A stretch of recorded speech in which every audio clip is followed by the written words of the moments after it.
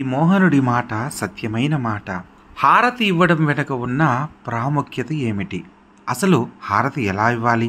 దేవుళ్లకు హారతి ఎందుకు ఇవ్వాలి? అందరూ పూజ చేసి తర్వాత హారతిస్తారు. కానీ అసలు హారతి ఇవ్వడం వెనుక ఉన్న ప్రాముఖ్యత మీకు తెలుసా? పూజ చేసిన తర్వాత ప్రతి ఒక్కరూ చివరిలో హారతిస్తారు. ఇది హిందూ మతంలో పవిత్రమైన ఆచారం.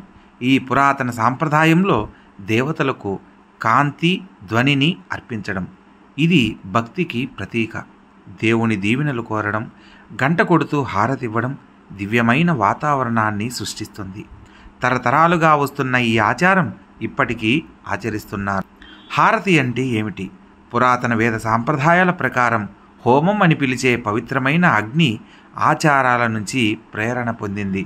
ఒక సిద్ధాంతం ప్రకారం దేవాలయ గర్భగుడిలో ఉన్న పవిత్రమైన దేవతల చిత్రాలు, విగ్రహాలు బయటికి కనిపించడం కోసం పూజారులు ఇలా హారతిచ్చేవారు. పూజారులు వేదమంత్రాలు లేదా ప్రార్థనలతో దీపాన్ని వెలిగించి తల నుంచి కాలి వరకు తిప్పుతూ దేవుళ్లకు హారతిస్తారు. ఇది తరతరాలుగా విస్తరించి ఉన్న దైవిక సంబంధాన్ని ప్రేరేపిస్తుంది. హారతి ఎలా ఇవ్వాలి? హారతి ఇవ్వడం అంటే దేవతల పట్ల ఉన్న గౌరవాన్ని తెలియజేయడం, నిర్దిష్ట నియమాలకు కట్టుబడి చేసే ఒక పవిత్రమైన క్రియ. చేతులు, ముఖం, పాదాలు ముందుగా శుభ్రపరచుకోవాలి. మంచి వస్త్రాలు ధరించాలి. దేవతా విగ్రహం చుట్టూ హారతి తిప్పుతూ ఇవ్వాలి.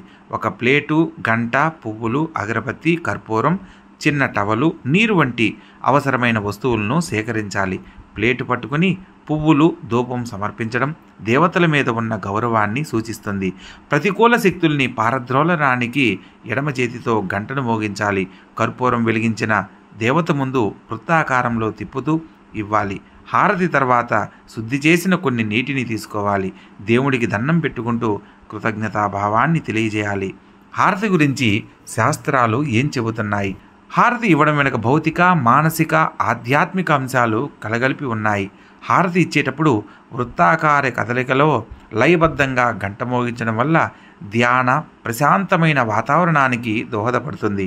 ఇది మనసు, శరీరం, ఆత్మను సమకాలీకరించడంలో సహాయపడుతుంది.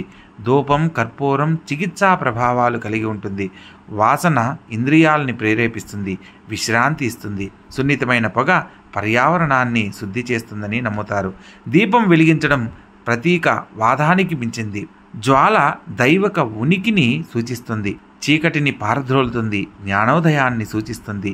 కాంతి మానసిక స్థితిని సానుకూలంగా ప్రభావితం చేస్తుంది, నిర్మలమైన వాతావరణాన్ని సృష్టిస్తుంది. హారతి సమయంలో ప్రార్థనలు, మంత్రాలు జపించడం, పాటలు పాడడం వల్ల ధ్వని కంపనాలు ఉత్పన్నమవుతాయి, ఆధ్యాత్మిక సంబంధాన్ని పెంపొందిస్తాయి. పూజ తర్వాత హారతి ఆచారం ఎందుకు అవసరం? పూజ చేసిన తర్వాత హిందూ సాంప్రదాయాలలో హారతి ముఖ్యమైన ప్రాముఖ్యత కలిగి ఉంటుంది. హారతి అనేది దేవత ముందు వెలిగించి దీపం భక్తి ఆచారం. హారతి దేవి ఉనికికి ప్రేరేపిస్తుందని నమ్ముతారు. లయబద్ధంగా కదిలించడం వల్ల దేవత దృష్టిని ఆకర్షించడం అవుతుంది. పూజ చేసేవారికి దైవానికి మధ్య ఆధ్యాత్మిక సంబంధాన్ని సృష్టిస్తుంది. ధూపం, కర్పూరం వేసి హారతి ఇవ్వడం వల్ల వచ్చే కాంతి, సువాసన శుద్ధి చేసేవిగా పరిగణించబడతాయి. ఇలా చేయడం వల్ల వాతావరణం శుభ్రపడుతుంది, ప్రతికూల శక్తుల్ని తొలగిస్తుందని నమ్ముతారు. పవిత్రమైన సానుకూల వాతావరణాన్ని సృష్టిస్తుందని నమ్మకం. అందుకే హారతికి అంత ప్రాముఖ్యత. శుభం భూయాత్.